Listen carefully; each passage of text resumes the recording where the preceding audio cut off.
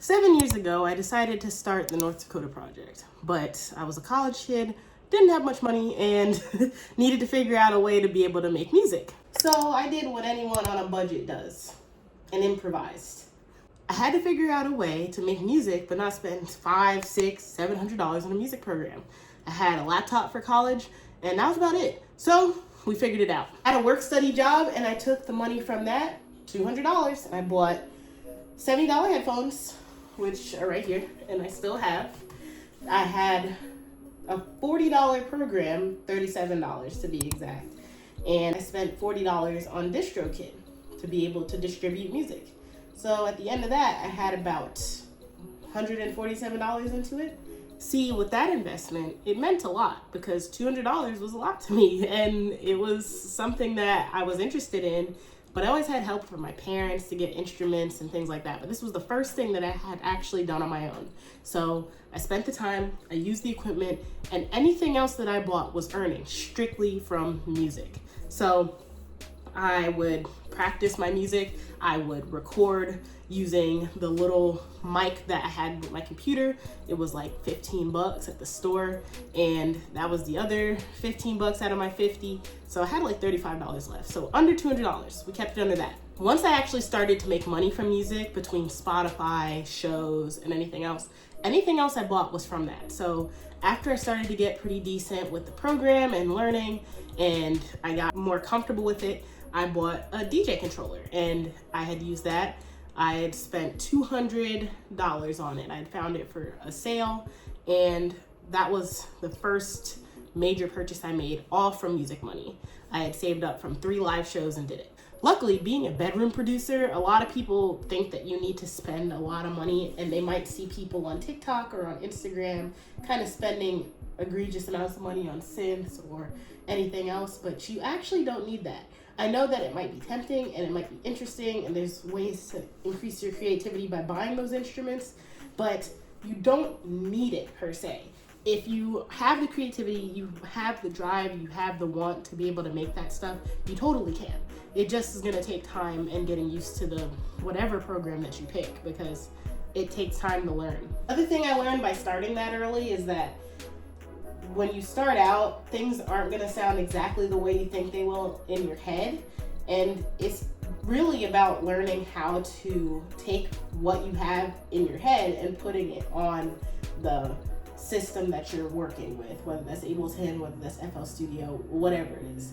When I had spent the $37, I had bought FL Studio Mobile, which is not a standard one that many would use, and many might say, you don't need to use that. But in my experience, even having it open now and working on something that's coming out later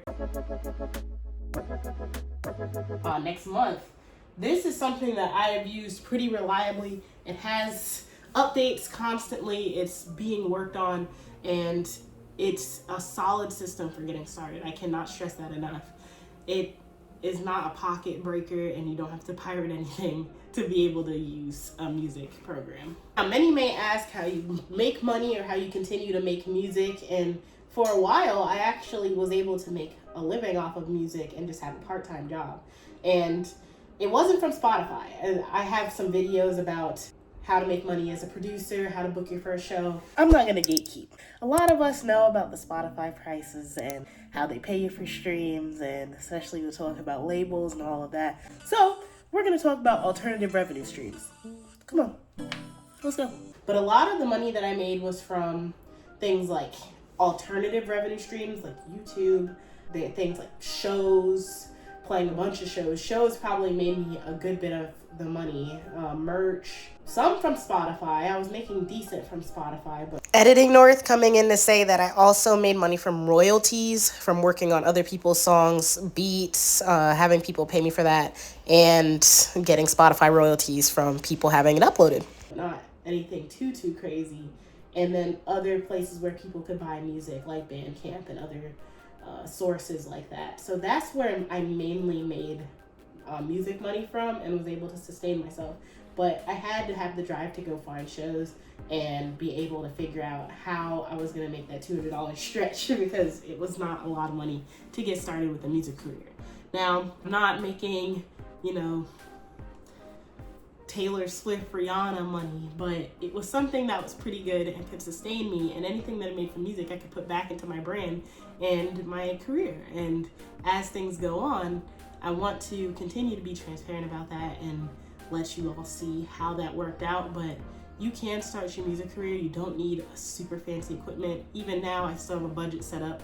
I could go for a bigger setup, but I don't, because I want to keep it minimal. I don't want to spend crazy amounts of money, and I'm typically pretty minimalist in lifestyle anyway as a creative, which can be difficult and challenging because a lot of creatives feel enticed to spend money. They see something on TikTok, they see an instrument that's going to make them feel like they're going to do better. They might see some tool or something that makes it feel like they're going to do better if they have that. But it's really just down to creativity. I think the tools can help, but I also encourage you to try and go through like your creative stride without trying to purchase all these tools when you're not ready for them. I think it takes time to figure out what you actually need and what you don't. And so starting out with a low budget can totally be okay, because you make do with what you have, and then when you do get what you need, you can like really maximize it and make it work for you. But that's how I started with $200, and if you're interested in this series and you want to see me for later on, day 69 and beyond, I will see you tomorrow.